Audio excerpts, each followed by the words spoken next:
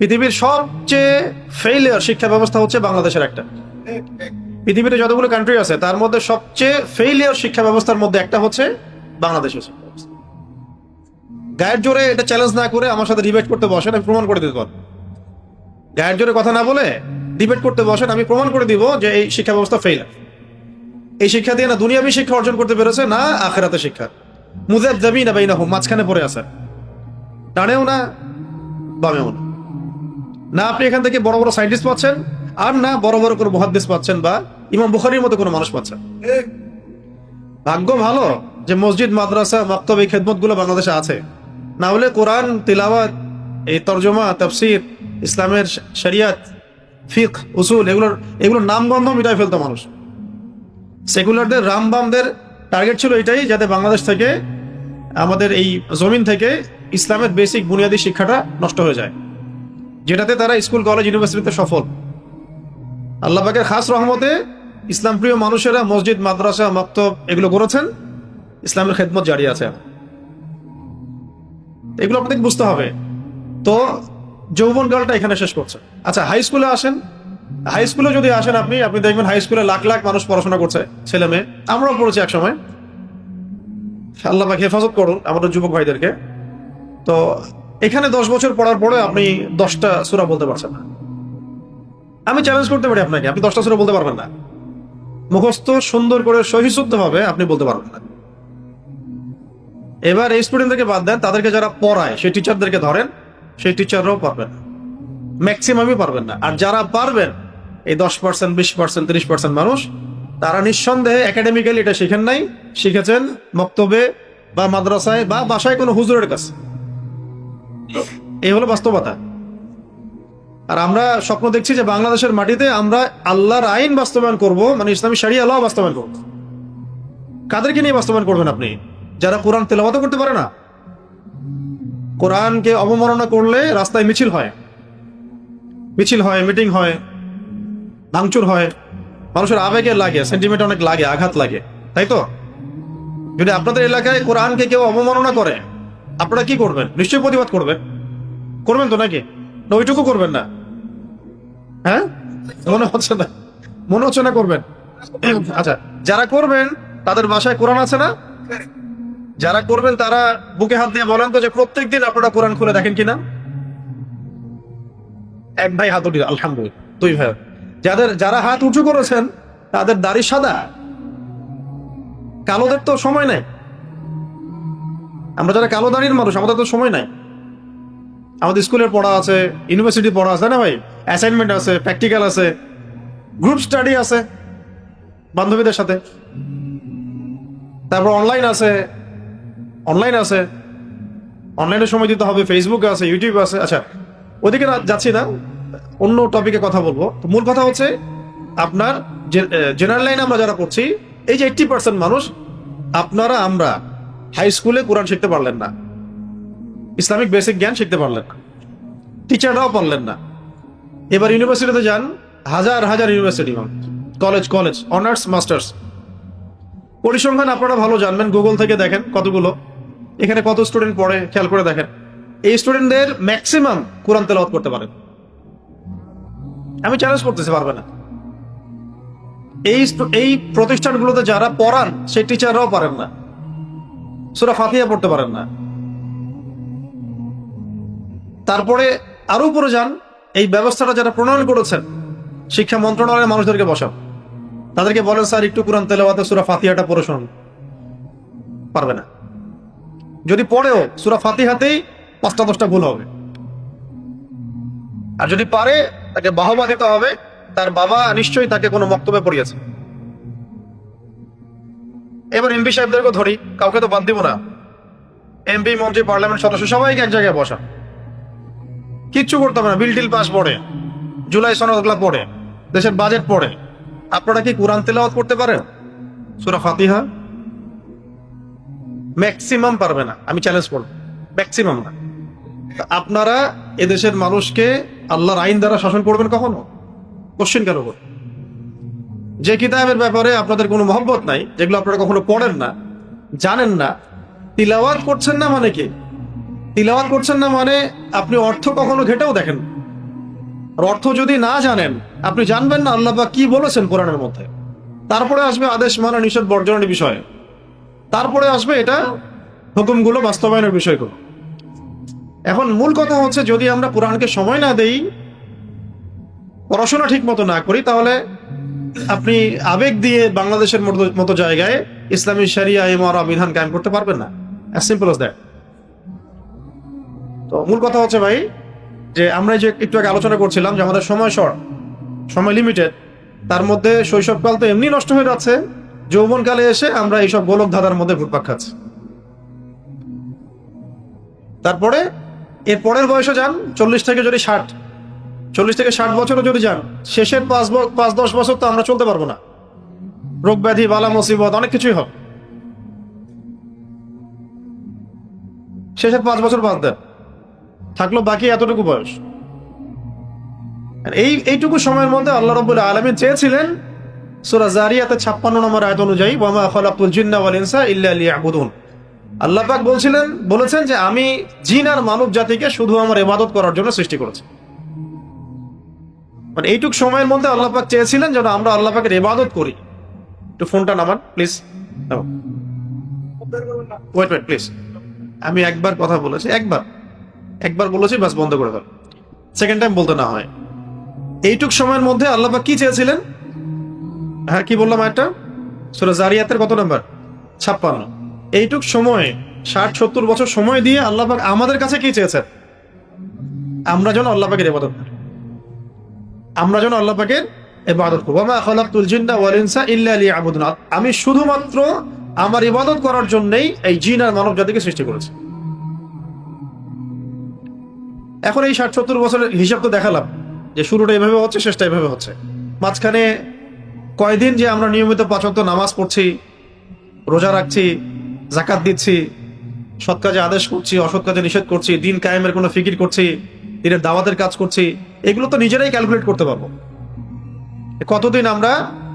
কতদিন আমরা টানা 5 ওয়াক্ত নামাজ জামাতে পড়েছি, কার কত ওয়াক্ত নামাজ কাজা আছে, কে কত বছর নামাজ পড়ি নাই, কে কতদিন রোজা রাখি নাই, কে কতদিন জাকাত দেই নাই, কতবার জাকাত দেই নাই, ফরজ হয়ে বসে আছে, হজের সামর্থ্য হয়েছে হজ করি নাই বা করছি না, দিনই ইলম হাসিল করি নাই, ইলম অনুযায়ী আমল হয় নাই, সেই ইলমের দাওয়াত দেওয়া হয় নাই, মানুষকে আল্লাহর পথে ডাকি নাই, জামাবদ্ধ হই নাই, ইসলামকে শক্তিশালী করার চেষ্টা করি নাই, দাওয়াত যেখানে নাই জিহাদের তো প্রশ্নই নাই, আল্লাহ পাকের জমিনে আল্লাহ পাকের আইনগুলো বাস্তবায়নের জন্য আমরা ফিকির করি নাই, আরো বেসিক জায়গায় আসলে আমরা তাজকিয়া হাসিল করি নাই, কোনো মুরব্বী আলেম নাই, কোনো শায়েখ নাই, কোনো পীর মাশায়েখ নাই যার কাছে গিয়ে তাজকিয়া হবে।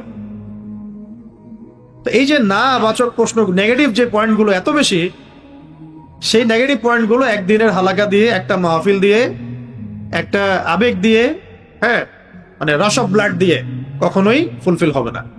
একটা কনস্ট্রাকটিভ প্ল্যান করতে হয় এবং আল্লাহ পাকের কাছে ফিরে আসার চেষ্টা করতে হয়। এই জন্য আল্লাহ পাক মাঝে মাঝে কিছু মৌসুম দেন।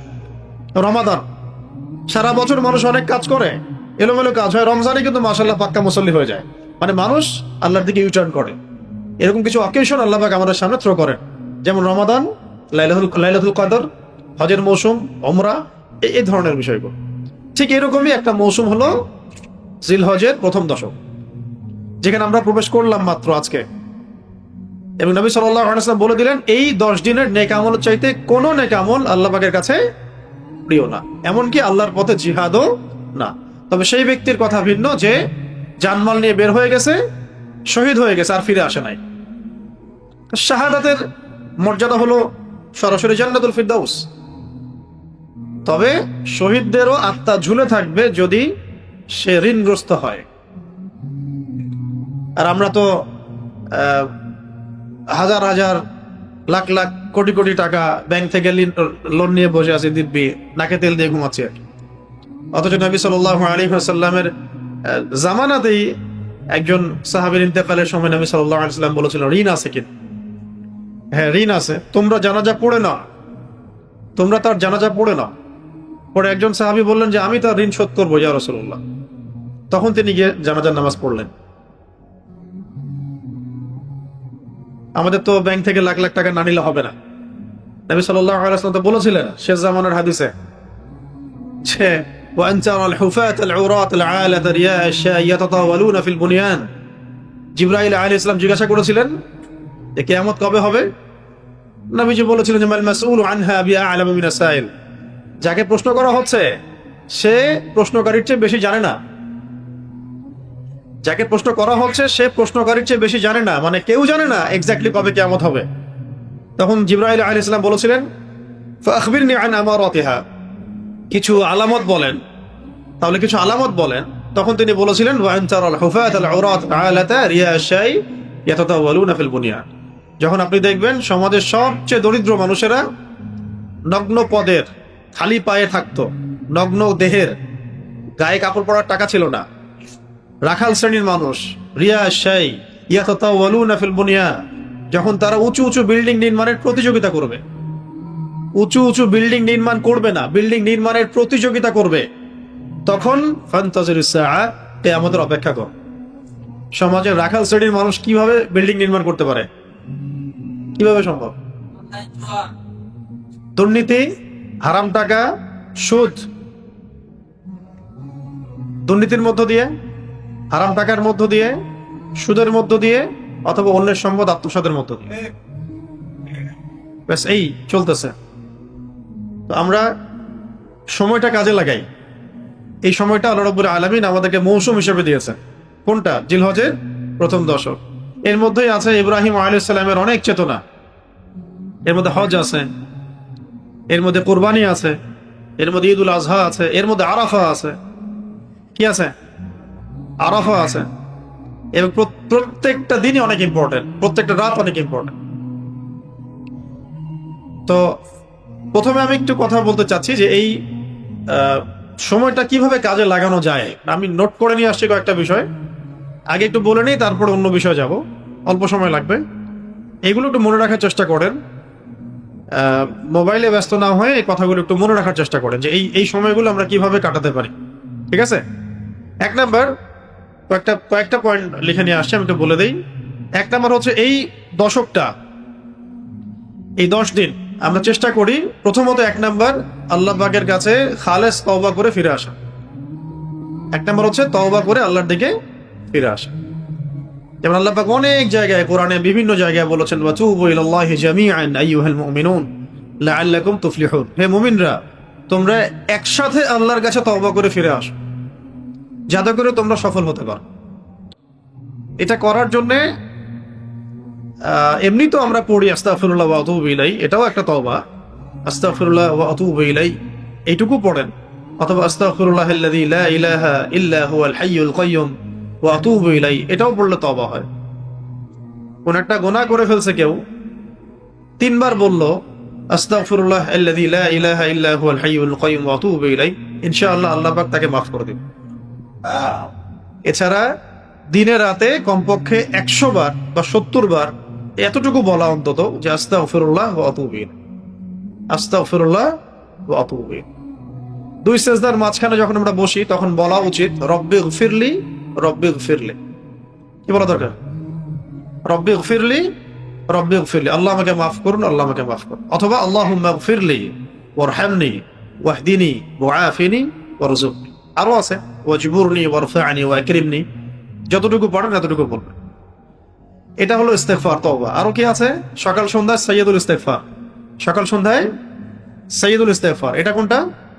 আল্লাহুম্মা আনতা রাব্বি লা ইলাহা ইল্লা আনতা খালাকতানি আনা আবদুক ওয়া আনা আলা আহদিক ওয়া ওয়া'দিকা মাস্তাতা'তু আউযু বিকা মিন শাররি মা সানা'তু আবু'ু লাকা বিনি'মাতিকা আলাইয়া ওয়া আবু'ু বিযানবি ফাগফিরলি ফাইন্নাহু লা ইয়াগফিরু যুনুবা ইল্লা আনতা। এই দোয়াটা সকাল সন্ধ্যায় পড়ার একটা বড় ফজিলত হচ্ছে, কেউ যদি সকালে পড়ে সন্ধ্যার আগে মারা যায় জান্নাতে যাবে, আর কেউ যদি সন্ধ্যায় পড়ে সকালের মধ্যে ইন্তেকাল করে তাহলে জান্নাতে যাবে। সাইয়্যিদুল ইস্তেগফার। আমরা কি নিয়ে কথা বলছি? কিভাবে জীবনকে কাজে লাগাবো, এই মৌসুমগুলোকে কাজে লাগাবো। অন্যতম মৌসুম কোনটা? জিলহজের প্রথম দশক। এই দশকের আমল হচ্ছে অন্য কোনো আমল আল্লাহর কাছে প্রিয় নয়। ঠিক আছে? এখন কিভাবে কাজে লাগাবো এই কিছু আমরা পয়েন্ট আলোচনা করছি। যে প্রথমে আমরা তওবা করে আল্লাহর কাছে ফিরে আসবো, প্রথমে আমরা তওবা করে আল্লাহ পাকের কাছে ফিরে আসবো ইনশাআল্লাহ। ঠিক আছে? তাহলে তওবা করার একটা পদ্ধতি বলছিলাম, কি বলবো ছোট করে? আস্তাগফিরুল্লাহ ওয়া আতুবু ইলাইহি, অথবা আস্তাগফিরুল্লাহাল্লাযী লা ইলাহা ইল্লা হুয়াল হাইয়ুল কাইয়্যুম ওয়া আতুবু ইলাইহি, অথবা সাইয়্যিদুল ইস্তিগফার, অথবা সলাতুত তাওবার নামাজ। সলাতুত তাওবার নামাজ এটা কেমন? কিভাবে পড়বেন সলাতুত তাওবা? সুন্দর করে তাজা ওযু করব। তাজা মানে ফ্রেশ, একটা পরিপূর্ণ ওযু করব, পরিপূর্ণ ওযু করার পরে ভালো হয় নীরবে পড়া, লোকচক্ষুর আড়ালে পড়া, যেখানে আল্লাহ ছাড়া আপনাকে কেউ দেখছে না। ঠিক আছে? রাত্রেবেলা পড়লে ভালো, শেষ রাত্রে, কারণ এই সময় দোয়া বেশি কবুল হয়। তো ওযু করে নীরবে 2 রাকাত নামাজ পড়ে আল্লাহ পাকের কাছে নিজের জীবনের সমস্ত গুনার জন্য তওবা করা। একদম আরবি দিয়ে বলতে হবে জরুরি না, বাংলা দিয়ে আপনি বলতে পারেন আল্লাহ পাকের কাছে যে আল্লাহ আমি আমার জীবনে এই অন্যায় করেছি, গুনাহ করেছি, যা আমার মনে পড়ছে, যা মনে পড়ছে না, আল্লাহ সব কিছু মাফ করে দাও। এক কথা শেষ। আরবি পড়লে বলবেন আল্লাহুম্মা গফিরলি মা কদ্দামতু ওয়া মা আখখারতু ওয়া মা আসরারতু ওয়া মা আ'লানতু ওয়া মা আনতা আ'লামু বিহি মিন্নি আনতাল মুকদ্দিম ওয়া আনতাল মুআখির ওয়া আনতা আলা কুল্লি শাইইন কাদির। এটা বলতে পারেন। অথবা আল্লাহুম্মা গফিরলি যামবি কুল্লাহু দিক্কাহু ওয়া জিল্লাহু আউওয়ালাহু ওয়া আখিরাহু সিররাহু ওয়া আলানিয়াতাহু। অর্থ হলো আল্লাহ আপনি আমার জানা অজানা, ছোট বড়, প্রকাশ্য অপ্রকাশ্য সব গুনাহ মাফ করে দেন। ঠিক আছে? তাহলে এটা হলো প্রথম ধাপ, তওবা করে আল্লাহ পাকের কাছে ফিরে আসা। ঠিক আছে? কারণ আমরা তো বললাম যে আমরা আমাদের লাইফটা শর্ট, 60-70 বছর, তার মধ্যে 40-50 বছর চলে গেছে। এখন বাকি জিন্দেগিতে আমাকে কতগুলো কাজ করতে হবে? ইলম শিখতে হবে, আমল করতে হবে, দাওয়াত দিতে হবে, দিনের জন্য কিছু করে যেতে হবে, এই তো। এই কাজগুলো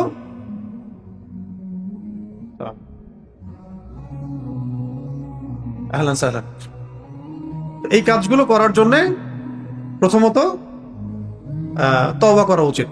আল্লাহ পাক সবাইকে তৌফিক দান করেন। আরেকটা বিষয় আছে যে অনেকে মনে করি যে মুখে পড়লেই কি তওবা হয়ে যাবে। উত্তর হলো যে মুখে পড়লে তো তওবা হচ্ছে, কিন্তু মন থেকে তওবা করার জন্য একটা শর্ত। একটা হলো আগামীতে কখনো এরকম পাপ করব না, এমন একটা মনোভাব মনের মধ্যে পাকাপোক্ত করা এবং আল্লাহ পাকের কাছে ওয়াদা করা যে আল্লাহ আমি জীবনে ইনশাআল্লাহ এরকম কোনো পাপ আর করবো না। আর যদি তারপরেও হয়ে যায়, আবার 2 রাকাত নামাজ পড়বেন, আবার তওবা করবেন। যতবার পাপ হবে ততবার এই কাজটা করবেন। এটাকে পাপ করার লাইসেন্স মনে করবেন না, বরং আল্লাহ পাকের রহমতের প্রশস্ততা মনে করবেন। এটা পাপ করার লাইসেন্স দেওয়া হচ্ছে না, যে গুনাহ করবো আর তওবা করবো এভাবে। আল্লাহ পাকের রহমতের প্রশস্ততা আছে। ভুল হয়েছে বান্দার, আবার তওবা করেছে, আবার ভুল হয়েছে, আবার তওবা করেছে। ঠিক আছে? যেমন একটা চমৎকার একটা হাদিস আছে, 2 বন্ধু ছিল, এক বন্ধু আরেক বন্ধুকে খুব দাওয়াত দিত আর কি, ইসলাহের জন্য, দিনের পথে আসার জন্য, তওবার জন্য। তো সে দাওয়াত দিতে দিতে বিরক্ত হয়ে গেছে। একদিন বলে ফেলছে যে আল্লাহ পাক তোকে কখনো মাফ করবে না, আল্লাহ মনে হয় তোকে কখনো মাফ করবে না। তো এই একটা কথা বলার জন্য আল্লাহ রাব্বুল আলামিন এই ব্যক্তিকে জাহান্নামে দিয়েছে। যে আমি কাউকে মাফ করব কি করব না, এটা বলার ইখতিয়ার তোমাকে কে দিয়েছে? এটা ফেসবুক চালান, খুব সাবধান হয়ে যাবেন। আপনারা সবাই এখানে জাজমেন্টাল, আপনারা এমন দেখান যারা আহলে ফেসবুক ওয়াল জামাআহ, তারা মনে করেন যে মানুষকে জাজ করার দায়িত্ব মনে হয় আমাদেরই। মানুষকে জাজ করার দায়িত্ব আল্লাহর, আপনার নয়। আপনি জানেন না সত্য কোনটা মিথ্যা কোনটা, হয়তো বা আপনি জানেন না সত্য কোনটা মিথ্যা কোনটা, হক কোনটা বাতিল কোনটা, ন্যায় কোনটা অন্যায় কোনটা। হয়তো বা আপনি শুধু এক পিঠ জানেন, অন্য পিঠ জানেনই না। অতএব এই জায়গাগুলো খুব সেন্সিটিভ। এভাবে যেন আমরা অন্যকে জাজ করতে না যাই, আল্লাহ পাক আমাদেরকে বোঝার তৌফিক দান করেন।